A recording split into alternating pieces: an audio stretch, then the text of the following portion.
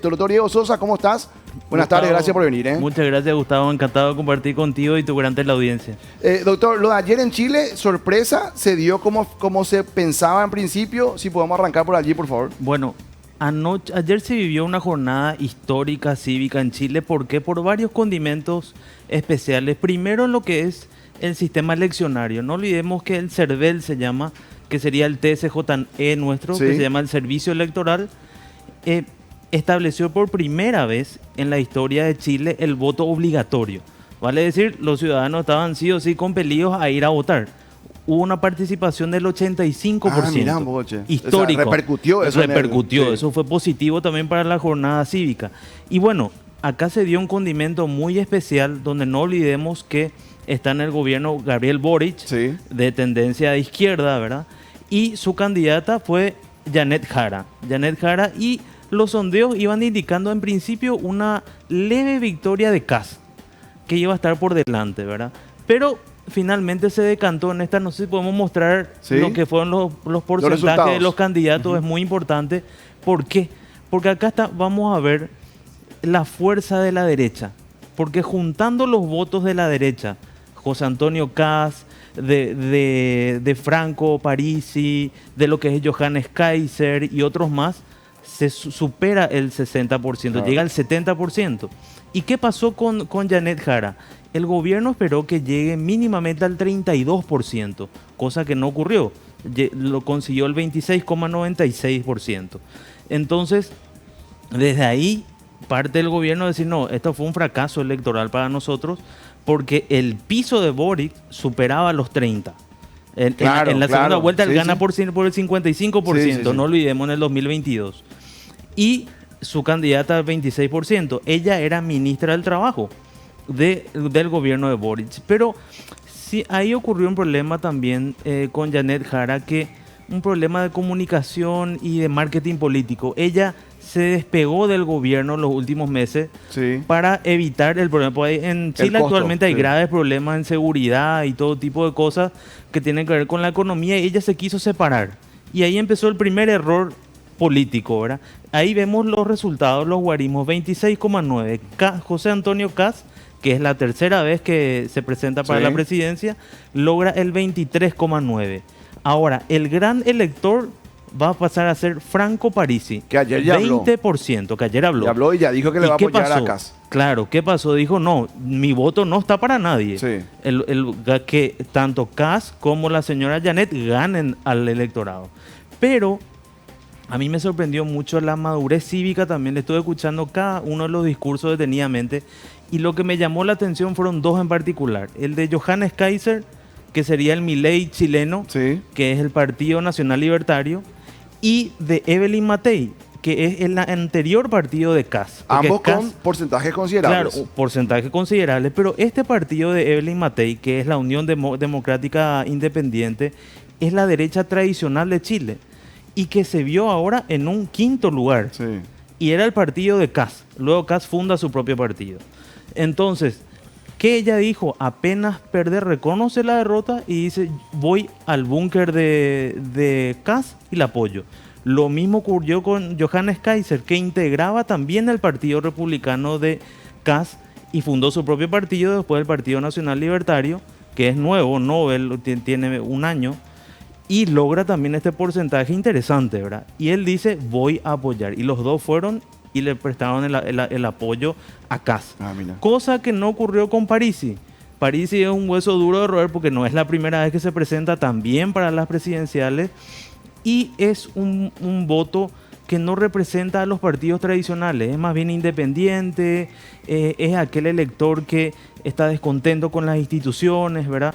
Es un voto disruptivo, ¿verdad? Entonces él no se cataloga ni de derecha ni de izquierda. De hecho, él acuñó una famosa frase simple que decía, ni fachos ni comunachos, por fachos por los de ultraderecha, claro. y comunachos por los comunistas de Janet, ¿verdad? Sí, sí, Janet sí. es el partido comunista Sí. del bloque de Boric, ¿verdad?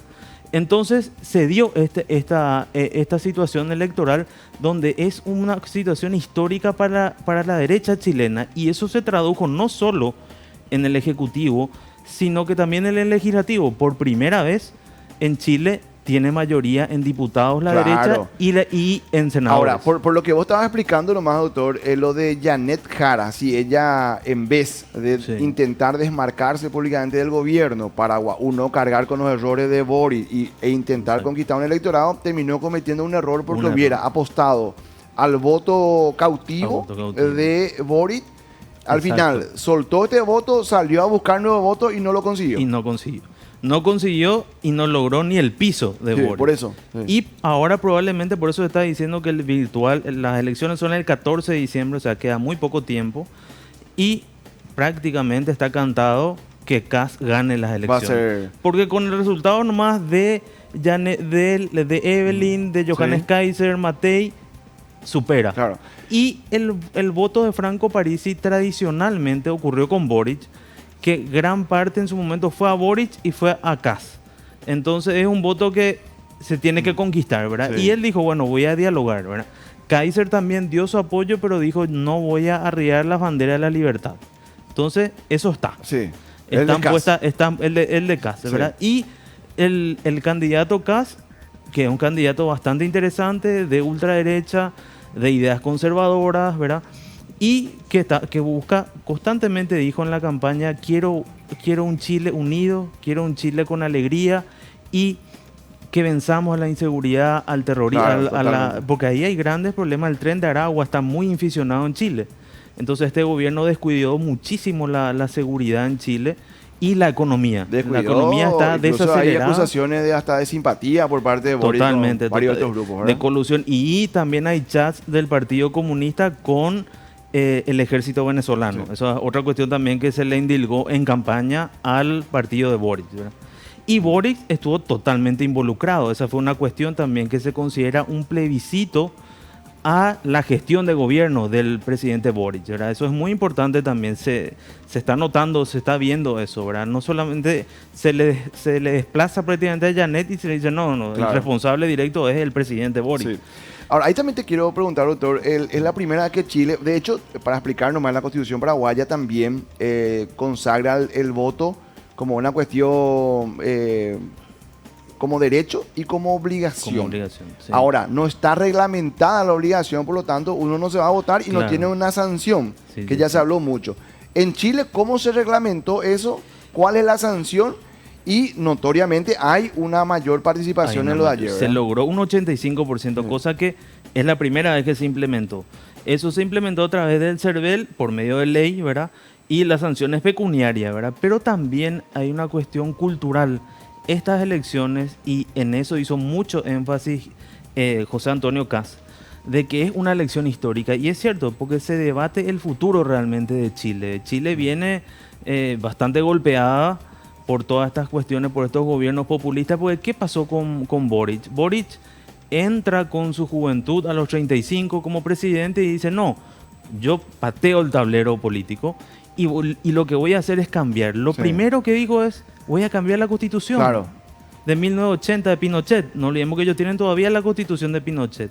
Fueron a un plebiscito constitucional y él pierde ese plebiscito en septiembre del 2022, meses después de asumir, sí, sí. por el 62% Que más o fue, que menos. fue en coincidencia un poco con la crisis del boleto de los trenes. Claro, claro. Sí, la Entonces, protesta estudiantil. el primer gran golpe de la gestión de gobierno de Boric fue la pérdida de ese plebiscito. Y de ahí empieza a caer cuesta abajo, ¿verdad? Con relación a las pensiones, con relación a su reforma a la salud, en la educación, no tenía votos en el Parlamento. Entonces se estancó todo su proceso, se estanca totalmente y él también se vuelve más conservador. Sí. Porque esa es una lógica del poder. Le pasó a Meloni también en Italia, que es otro signo político diferente, pero que de repente uno quiere venir con toda la impronta. Y Claro, hay veces que no, cuando uno total. está en gestión de gobierno Sí. tiene que ser cauto. No, yo siempre cuento en radio, doctor, que yo lo comienzo a mirar a Boric mucho. Él era diputado, ¿entiendes? Sí, Bueno, sí, antes sí. mucho tiempo antes de la presidencia, porque me gusta mucho mirar las entrevistas internacionales. Sí. Pongo un día, El Informante se llama, Matías del Río, un gran entrevista, creo que el mejor de Chile. Y le tenía invitado a Gabriel Boric. ¿Qué le plantea a Boric en la entrevista? La primera que yo vi hace muchos años. Él hablaba cuando era diputado de lo que se llamaba el desalojo dialogado. O sea, yo agarraba tu tierra, yo agarraba la tierra de Jennifer Almada Claro. y yo me quedaba allí hasta que el Estado, o sea, según su proyecto, y yo me podía quedar allí hasta que el Estado me considera una tierra que yo aceptara. Imagínate. O sea, que básicamente él planteaba que el Estado tenga que conversar los desalojos. Allí le comencé a prestar atención. Lógicamente, Sí. cuando se hizo candidato comenzó a girar un poquito más al centro, Al centro. porque ya era exageradamente comunista lo Claro, suyo, ¿verdad? claro. Ahora, te decía lo de la participación, porque yo creo que en la historia democrática de América Latina no hay una participación del 85% No. si no fuera porque el voto es obligatorio. Claro, también. No hay, Y sí, o sea, no mucho, hay- claro, totalmente. Porque está el condimento siempre nuestro, ¿verdad? De nuestra región. Pero hay un punto también importante, Gustavo, que Boric descuidó hasta su base de sustentación política, que eso es gravísimo en política. Uno se debe Sí. al partido que le llevó al gobierno, o en este caso a la coalición de partidos que le lleva al gobierno. Y él estaba integrado por el Frente Amplio y por el Partido Comunista, ¿verdad? Pero luego, durante la vorágine del gobierno, él decide volverse más al centro e integra a dos partidos más, al Partido Socialista Sí. y a otro partido más. Y ahí es donde empieza a haber disonancias en las políticas públicas dentro del gabinete de Boric. Y ahí empieza otro problema, que es un problema político, ¿verdad? Sí.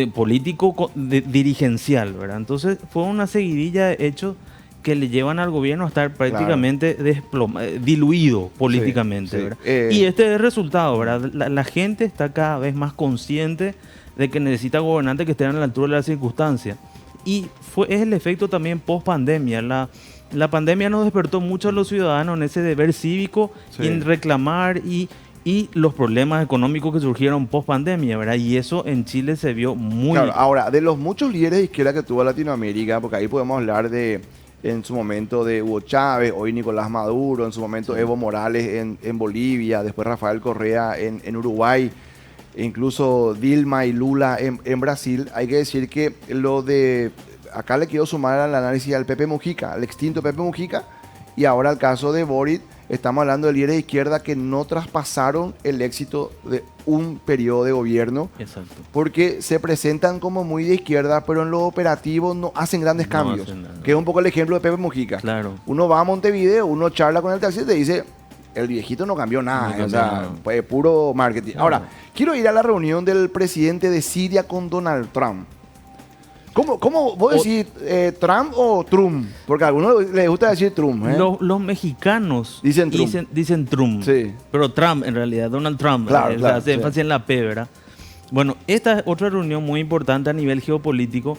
Y Digamos el gesto. ese es el perfume de Trump. Él lanzó su línea de perfume, le está dando a Al Golani el perfume, ¿verdad? Bueno, esta reunión es muy importante y después a lo mejor no olvidemos también, Chile también porque fue importante el triángulo del litio.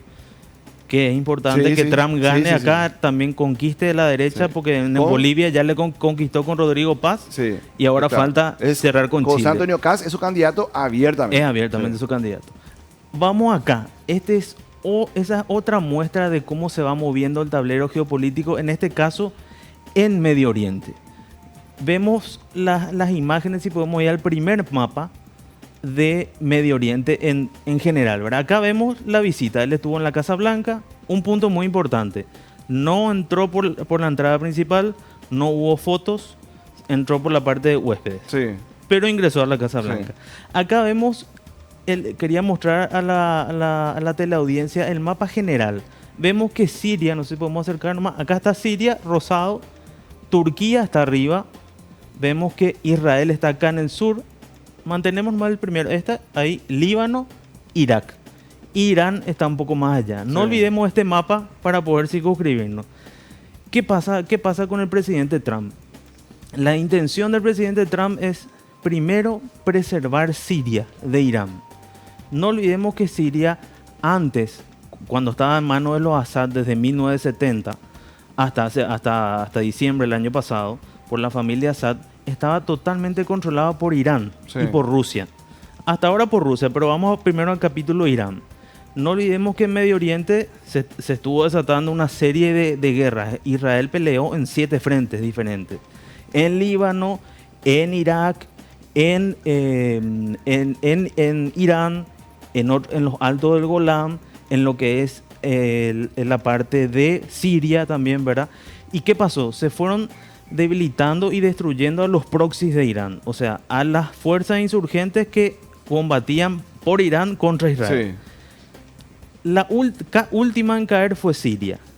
¿Y qué se logra con eso? Siria era muy importante porque era el brazo logístico. Irán, a través de Irak y Siria, suministraba de armas a Hezbollah en Líbano, entre otras cosas más, ¿verdad? Entonces, se corta ese canal logístico de Irán al no contar con Siria, con la caída del Assad. Vino al-Golani. Le sigo llamando al-Golani porque ese es su nombre de guerra. Él es un terrorista. Él es un yihadista. Claro. No olvidemos que Siria, y por eso también en el siguiente mapa vamos a ver, Siria es un país balcanizado, porque acá vemos los colores. La parte roja es el 70% del país que estaba controlado siempre por los Assad.